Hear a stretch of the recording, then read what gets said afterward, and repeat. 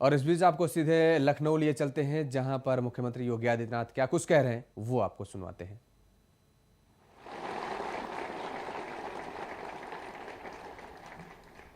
अन्नदाता किसान हमारे लिए सदैव से वरीय रहा है, सम्मानीय रहा है। और फिर भारत जैसे कृषि प्रधान देश में, और उसमें भी उत्तर प्रदेश, जिस पर प्रकृति और परमात्मा की सीम कृपा है, उस राज्य के माध्यम से न केवल राज्य की 25 करोड़ की आबादी का, बल्कि देश और दुनिया के अन्न के माध्यम से, उत्तर प्रदेश के अन्न के माध्यम से उनका पेट भरने की क्षमता अकेले हमारा उत्तर प्रदेश का अन्नदाता किसान रखता है। आज आप सब यहां पर उपस्थित हुए हैं।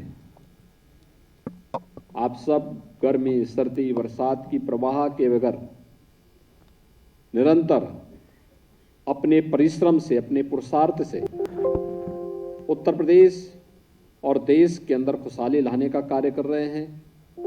उत्तर प्रदेश को देश की सबसे बड़ी अर्थव्यवस्था बनाने में अपना योगदान दे रहे हैं। मैं इसके लिए आप सबका हृदय से अभिनंदन करता हूं, स्वागत करता हूं। भाइयों बहनों, आज का यह कार्यक्रम बहुत महत्वपूर्ण कार्यक्रम है।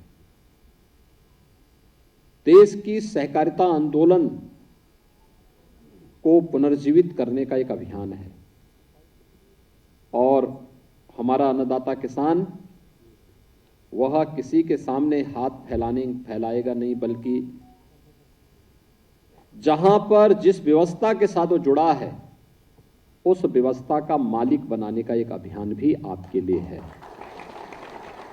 और ये आपका परिश्रम और पुरुषार्थ तो है ही, लेकिन मैं भी यहां पर अपने जिन किसान बंधुओं ने अपने विचारों को रखा, लगभग ऐसे 11 किसान भाई और बहनों ने अपनी बात यहां पर रखी थी। ऐसा कोई कह ही नहीं सकता कि किसान है, यानी किसान तो हैं, लेकिन जिस वाक्पटुता का परिचय उन्होंने दिया वो अत्यंत अभिनंदनीय है। मुझे लगता है कि आप ऐसे बोलने लग जाएंगे तो तमाम नेताओं को रिटायरमेंट की तरफ जाना पड़ेगा। फिर से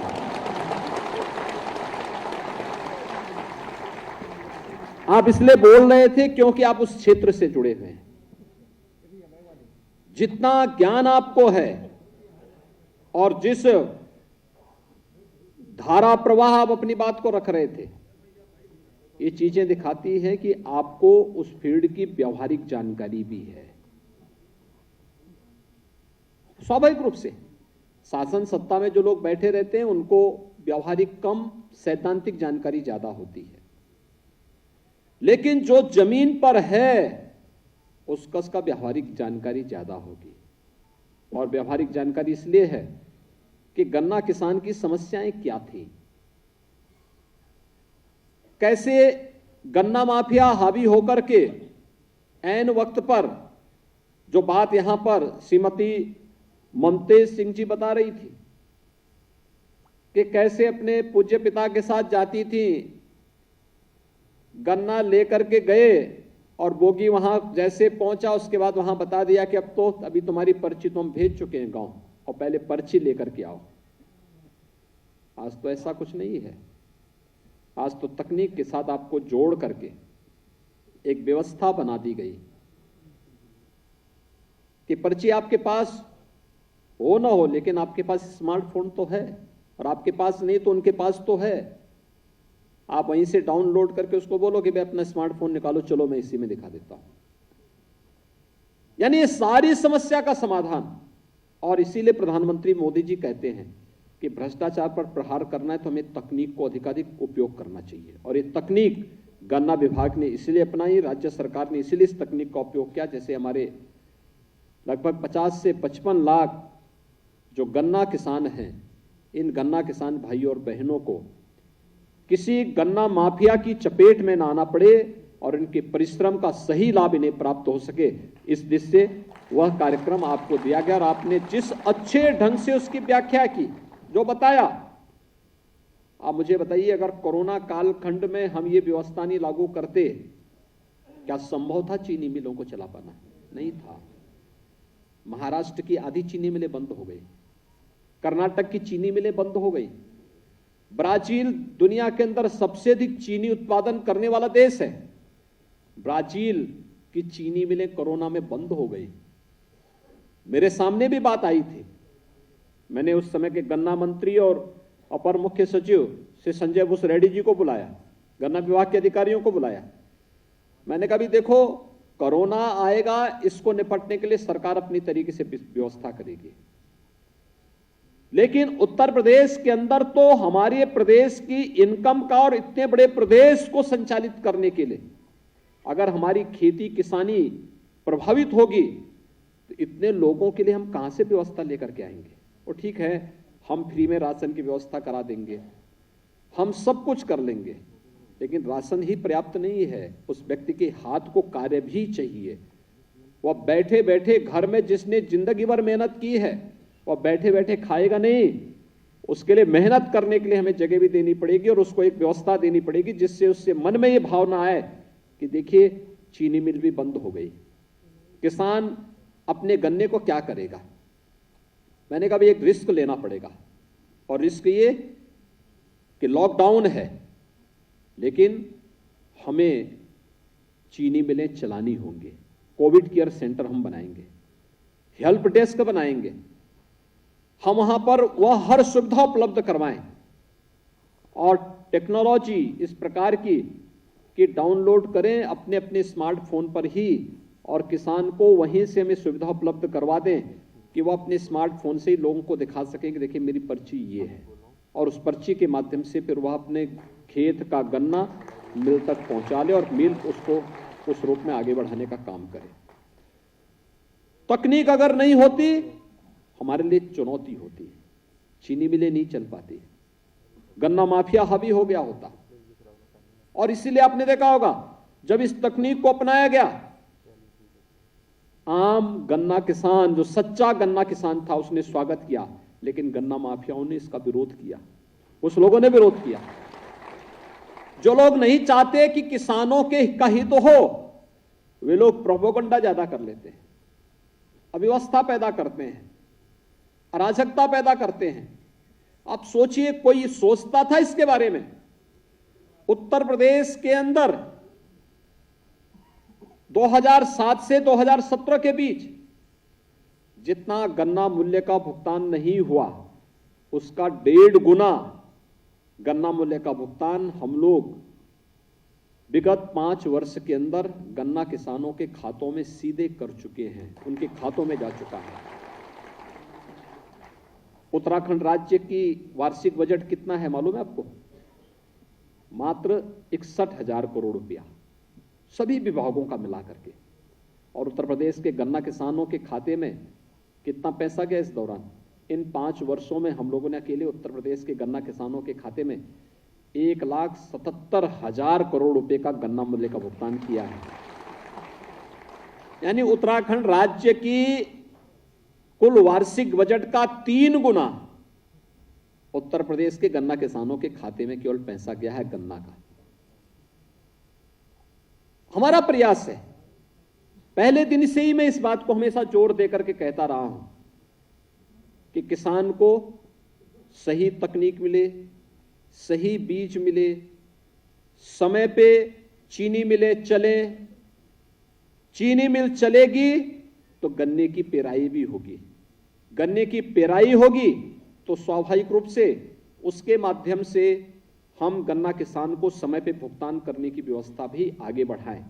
और ज्यादातर चीनी मिलों ने अपने भुगतान को समयबद्ध किया है। जो 2-3-4 ग्रुप बचे हुए हैं उनको भी उनके भी हम कस रहे हैं कि वे चीनी मिल भी चलाएं, लेकिन गन्ना मूल्य का भुगतान भी समय पर करें। और इसके लिए अब तक हम लोग 82% इस वर्ष का भी गन्ना मूल्य का भुगतान कर चुके हैं।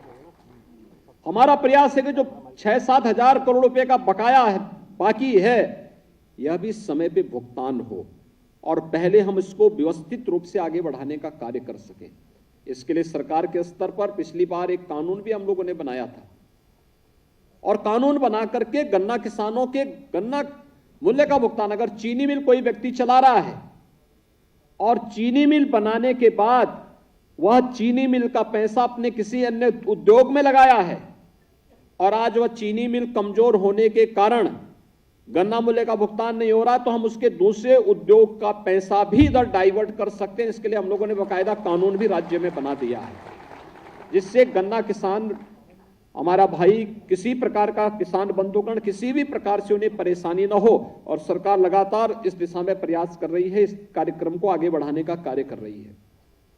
घटतोली को रोकने के लिए लगातार प्रयास हुए हैं, तकनीक का बेहतर उपयोग करते हुए, और हमें तो व्यवस्था देनी चाहिए कि समितियों के साथ साथ चीनी मिलों के अंदर भी हम उसको सीसीटीवी कैमरे के माध्यम से उसको पूरा जोड़ें, और यहां से जैसे हम लोगों ने कोटेदार के यहां व्यवस्था की, ई पॉस मशीन भी दी, आज हमने वीडियो वॉल से उसको यहां जोड़ दिया है। अगर ई पॉस मशीन में कहीं भी कोई गड़बड़ करेगा तो यहां लखनऊ में बता देगा वो हमें कि यहां फलाने कोटे की दुकान में गड़बड़ी हो रही है। तकनीक बहुत आगे बढ़ चुकी है, और उस तकनीक का उपयोग करते हुए एक एक अन्नदाता किसान को उसकी व्यवस्था के साथ जोड़ना। किसान हमारे लिए सर्वोच्च प्राथमिकता रखता है। आपने देखा होगा प्रधानमंत्री मोदी जी ने, चाहे वह सॉयल हेल्थ कार्ड की व्यवस्था की हो, या प्रधानमंत्री किसान सम्मान निधि, या लागत का 1.5 गुना दाम अन्नदाता किसान को प्राप्त हो, एमएसपी देने की कार्रवाई, ये लगातार आगे बढ़ी है। और 2017 में हमारी सरकार जब आई तो हम लोगों ने सबसे पहला काम तो किया था, अपने अन्नदाता किसानों की, लघु और सीमांत किसानों के 86 लाख किसानों के कर्ज माफी के कार्यक्रम को ही हम लोगों ने अपने हाथों में लिया था। प्रदेश के अंदर, देश के अंदर सफलतम ये कार्य योजना उत्तर प्रदेश सरकार ने लागू की थी। और फिर इस कार्यक्रम को आगे बढ़ाते हुए हमने प्रोक्योरमेंट की नीति भी अपनाई। रिकॉर्ड मात्रा में धान और गेहूं का क्रय सीधे अन्नदाता किसानों से करना प्रारंभ किया। फसलों के विविधीकरण की तरफ भी हम लोगों ने उसको ले जाने का कार्यक्रम किया। बहुत सारे कार्यक्रम किए। खांडसारी उद्योग को लाइसेंस फ्री करने की व्यवस्था के साथ भी जोड़ा, मिलता ही नहीं था लाइसेंस देने में, तमाम आना का नहीं, हमने कहा इसको डीम्ड करिए, आवेदन किया, एक प्रक्रिया के साथ उसको जोड़ो और ऑनलाइन सारी प्रक्रिया को अपना आगे बढ़ा करके, जिससे गन्ना किसान का हित भी हो और अधिक से अधिक लोगों को रोजगार भी प्राप्त हो। चीनी मिलों के पुनरुद्धार की कार्रवाई की। हम सब जानते हैं चौधरी चरण सिंह जी किसानों के मसीहा कहे जाते हैं। चौधरी चरण सिंह जी की कर्म भूमि की चीनी मिल, दशकों से मांग हो रही थी रमाला चीनी मिल के बारे में कि रमाला चीनी मिल का पुनरुद्धार होना चाहिए। कोई नहीं किया। हम लोग आए, एक मुश्त पैसा दिया और वहां पर अब नई चीनी मिल काम कर रही है, बेहतरीन तरीके से काम कर रही है। मुंडेरवा में पिछली सरकारों के समय अन्नदाता किसानों पर गोलियां चलती थी, किसान मारे गए थे। हमने एक मुश्त पैसा दिया और चीनी मिल तो लग गई है। चीनी मिल के साथ साथ वहां डिस्टिलरी लगाने की कार्रवाई हो रही है, फाइन शुगर बनेगी, ओजन प्लांट लगेगा, इथेनॉल उत्पादन का कार्यक्रम आगे बढ़ रहा है। यानी ये सभी कार्यक्रम अब तो एक कॉम्प्लेक्स बनेगा। कोई चीनी मिल आने वाले समय में घाटे में नहीं रहेंगी, क्योंकि भारत सरकार ने जो निर्णय लिया इथेनॉल ब्लेंडिंग का, कि हम पेट्रोल और डीजल में भी पहले 10% था, 20% तक यह बना सकते हैं। अब हमारे यानी जो पैसा भारत का पैसा था, जो पहले पेट्रो डॉलर के रूप में दुनिया के कुछ देशों में जाता था, जिसका दुरुपयोग भी होता था हमारे खिलाफ ही, अब ये पैसा उन देशों को न जाकर के हमारे अन्नदाता किसान की जेब में जाएगा, तो उसका बच्चा खुशहाल होगा, उसका घर खुशहाल होगा।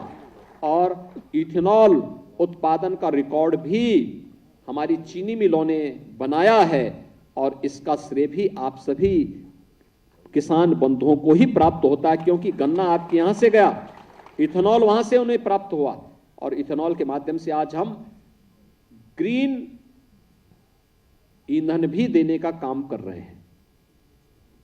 यानी ये नए नए कदम उठाए जा रहे हैं, और आज का एक कार्यक्रम भी इसी के साथ जुड़ रहा है कि जब समिति के मेंबर आप बनेंगे, समिति के अंशधारक के रूप में आपकी पहचान भी होगी, समिति के अंशधारक के रूप में अगर उस समिति से जुड़ी हुई चीनी मिल, अभी बहुत कुछ उसमें आगे बढ़ना है, लेकिन जिस दिन वह प्रॉफिट के साथ आगे बढ़ेगी तो उसका बोनस भी स्वतःस्फूर्त भाव के साथ हमारे अन्नदाता किसान के पास पहुंचता हुआ दिखाई देना चाहिए, और वह कार्यक्रम के साथ जोड़ने का एक अभियान है। ये एक अभियान है जिसके माध्यम से आप भी कह सकते हैं ये चीनी मिल हमारी है, हमारा किसान इस चीनी मिल को चलाता है।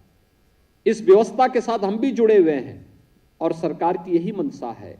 सहकारिता आंदोलन पर हम सब आभारी हैं प्रधानमंत्री मोदी जी के, जिन्होंने भारत सरकार में सहकारिता को एक डिपार्टमेंट के रूप में ही वहां पर उन्होंने उसको एक नए मंत्रालय के रूप में उसे आगे बढ़ाने का काम किया है। नए नए उसमें रिफॉर्म हो रहे हैं, नई तरीके से आगे बढ़ाने का काम हो रहा है। और मेरा यह मानना है कि जनता के मेहनत पर, उनके परिश्रम पर, और उसके द्वारा परिश्रम के बाद जो प्रॉफिट प्राप्त होगा वह कोई व्यक्ति नहीं बल्कि पूरा समुदाय और पूरा समाज उसका लाभ प्राप्त करे। यह सहकारिता उसी आंदोलन का हिस्सा है। पूरे समाज को उसके साथ जोड़ने का एक अभियान है, और यह समितियों के माध्यम से जो आज कार्यक्रम आगे बढ़ रहा है, मुझे लगता है कि इन कार्यक्रमों को, उन समितियों को पुनर्जीवित करना, उन समितियों को पुनर्जीवित करने के बाद हर एक अन्नदाता किसान को उन समितियों का अंशधारक बनाने की कार्रवाई के साथ आगे बढ़ा देना, और फिर अब इसके बाद का अगला चरण हमारा प्रारंभ होगा। प्रदेश के अंदर चीनी मिलों के पुनरुद्धार के एक बड़े कार्यक्रम को लेकर के सरकार आगे बढ़ रही है। आपने देखा होगा कि हम तो पिछले 2.5 साल से तो हम लोग कोरोना महामारी से जूझ रहे हैं, उसी पे प्रबंधन में, फिर भी उस सब के बावजूद हमने प्रयास किया चीनी मिलें चलें। जब तक अन्नदाता किसान के खेत में गन्ना है तब तक चीनी मिलें चलेंगी, और उस कार्यक्रम को हमने सफलतापूर्वक आगे बढ़ाया है। लेकिन अब कुछ नई चीनी मिलों के बारे में, उन जो पुरानी जर्जर हो चुकी चीनी मिलों की क्षमता विस्तार के बारे में, उनके सुदृढ़ीकरण के बारे में एक नए कार्यक्रम को हम आगे बढ़ा रहे हैं। और भाइयों बहनों, एक बड़ी खुशखबरी है आप सबके लिए, और वह है कि भारत सरकार ने पूरे देश के अंदर बड़े पैमाने पर बायोफ्यूल के कार्यक्रम के साथ नए नए उद्यम स्थापित करने के एक बड़े कार्यक्रम को अपने हाथों में लिया है। यानी आपके यहां, जैसे आपने चीनी मिल में देखा होगा कि चीनी मिल में आप जाते हैं, एक समय होता था बगास पड़ा रहता था, केवल चीनी का उत्पादन होता था, बाकी चीजें सब वैसे बहा देते थे। लेकिन आज एक एक चीज का अपना उपयोग हो रहा है। क्या चीनी, क्या सीरा, क्या बगास, या कोई भी आज के दिन पर रॉ मटेरियल नहीं है, सब कुछ का उपयोग हो रहा है। और उसका बेहतरीन उपयोग करते हुए चीनी मिल की आमदनी को कई गुना आगे बढ़ाने का कार्य हो सकता है। ऐसे ही प्रदेश के अंदर भी हम लोगों ने एक प्रयास प्रारंभ किया है, इंटीग्रेटेड ऐसे कॉम्प्लेक्स स्थापित करना, बायोफ्यूल के नए नए उद्यम लगाने की कार्रवाई। अब पराली जलाने की नौबत नहीं आएगी। धान या गेहूं आप उत्पादन कर रहे हैं तो उस पराली को जलाने की नौबत नहीं आएगी, उसको आप बांध दीजिए, एक जगह इकट्ठा कर दीजिए, और जहां बायोफ्यूल की यूनिट लगेगी वे आपके पास आएंगे, उसका अतिरिक्त पैसा आपको देंगे, और वह भी आपका अतिरिक्त मुनाफा हो गया। अतिरिक्त मुनाफा आप उससे कमाएंगे, और बदले में हमें सस्ता ईंधन भी मिलेगा, सीएनजी मिलेगी, सस्ता ईंधन मिलेगा। डीजल पेट्रोल पर हमारी निर्भरता समाप्त हो जाएगी, और हमारा प्रयास होना चाहिए कि इससे पहले डीजल पेट्रोल स्वतः समाप्त हो, हम ही उसको तिलांजलि दे दें कि नहीं, अब इसका स्रोत कोई अरब जगत नहीं, दुनिया के वे देश जो कभी कभी इसका दुरुपयोग भी करते हैं, बल्कि उसका स्रोत हमारा अन्नदाता किसान होगा। और भारत को और उत्तर प्रदेश को इसका नेतृत्व करने के लिए अपने आप को तैयार करना होगा। इस दिशा से हमारी सहकारी समितियों को अपने आप को तैयार करना होगा। दूसरा, लगभग 10 चीनी मिलों को केंद्र में रख करके अभी हम लोग उसको नए, उनके पुनरुद्धार के पैकेज को लेकर के आ रहे हैं। अगले 1-2 वर्षों के अंदर हम इन सभी के कार्यक्रम को आगे बढ़ाएंगे और फिर पेज वाइज हर चीनी मिल की क्षमता विस्तार करना, जर्जर चीनी मिलों के स्थान पर नई चीनी मिलों को लगाना, पीपीपी मॉडल पर भी हम लोग कुछ कार्यक्रमों को आगे बढ़ाने का कार्यक्रम करेंगे। और मैं विश्वास के साथ कह सकता हूं कि आने वाला समय अब इस आशंका से ग्रसित होने की आवश्यकता नहीं कि चीनी मिल बंद होगी, नहीं, आने वाला समय हमारे गन्ना किसानों का होगा। गन्ना किसान अपनी प्रगति और खुशहाली को अपनी आंखों के सामने देख पाएंगे। पिछली सरकारें अनिर्णय का शिकार थी। वे फैसला जो लेती थी, एक तरफा फैसला लेती थी। वह फैसले न चीनी मिल के पक्ष में होती थी, न गन्ना किसानों के पक्ष में होती थी, वे उनके स्वयं के पक्ष में होती थी। हमने गन्ना किसान को सर्वोच्च प्राथमिकता देते हुए फैसले लेने प्रारंभ किए, उसका लाभ सभी को प्राप्त हो रहा है। राज्य खुशहाली की दिशा में अग्रसर हो रहा है और उसी दिशा में हम सबको मिलकर के कार्य करना होगा। एक सामूहिकता के साथ कार्यक्रम आगे बढ़ाना होगा। मैं गन्ना विभाग से इस बारे में कहूंगा कि जो गन्ना मूल्य का बकाया भुगतान अभी बचा है, हमारा प्रयास हो हर हाल में नया सत्र प्रारंभ होने के पहले गन्ना मूल्य का भुगतान अन्नदाता किसानों के खाते में जरूर हो जाए। इसकी स्पेशल बैठक किए जाने की आवश्यकता है।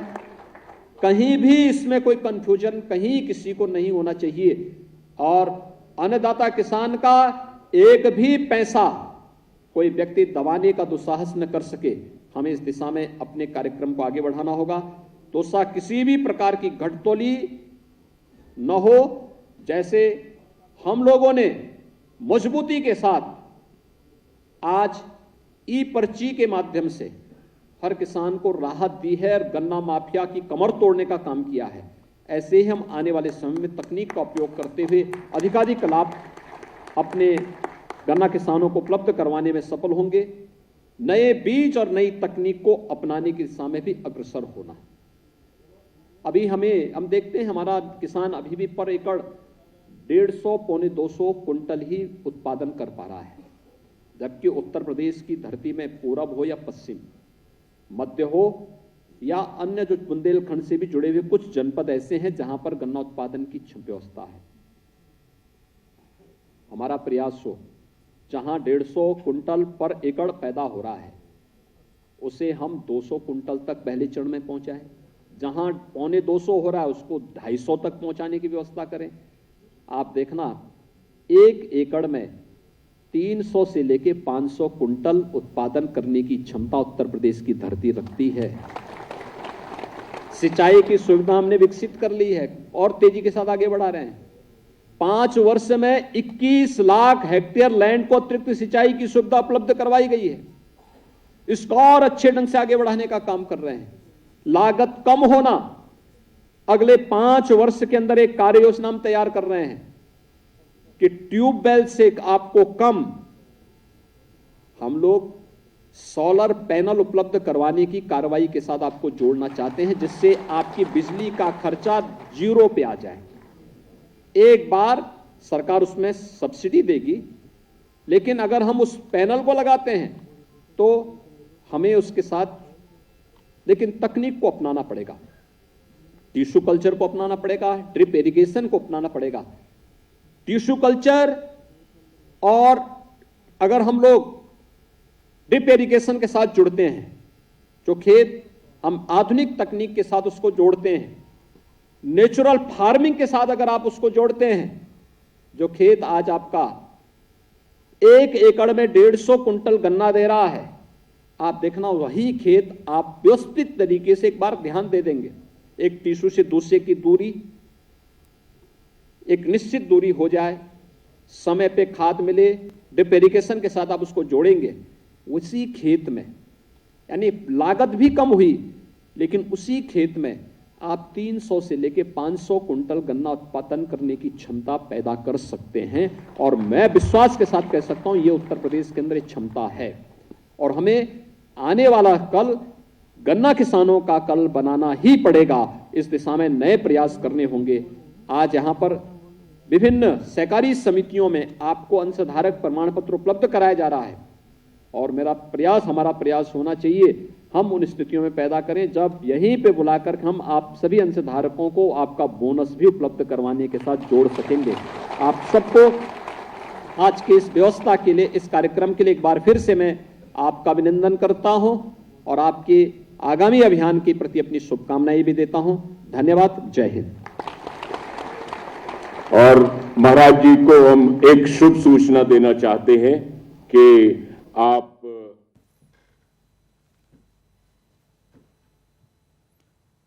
तो मुख्यमंत्री योगी आदित्यनाथ को आप इस वक्त सीधे सुन रहे थे लखनऊ से, जहां पर उन्होंने किसानों की बात की। 50,10,000 अंशधारक कृषकों को प्रमाण पत्र वितरित किए और साथ ही किसानों के लिए कहा जा सकता है कि योगी सरकार की तरफ से एक बड़ा तोहफा। और जिस तरह से चीनी मिलों का जिक्र किया, किसानों की समस्याओं का जिक्र किया मुख्यमंत्री योगी आदित्यनाथ ने, इससे ये कहीं ना कहीं किसानों के उस दर्द को समझा, उस समस्या को समझा।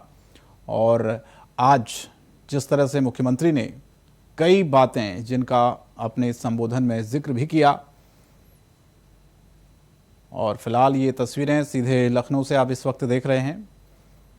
50,10,000 अंशधारक कृषकों को सम्मान किया गया और साथ ही किसानों के लिए सरकार की तरफ से कई सारे ऐलान आपने पहले भी देखे होंगे। और आज फिर से मुख्यमंत्री ने अपने संबोधन में किसानों के लिए कई बड़ी बातें कही।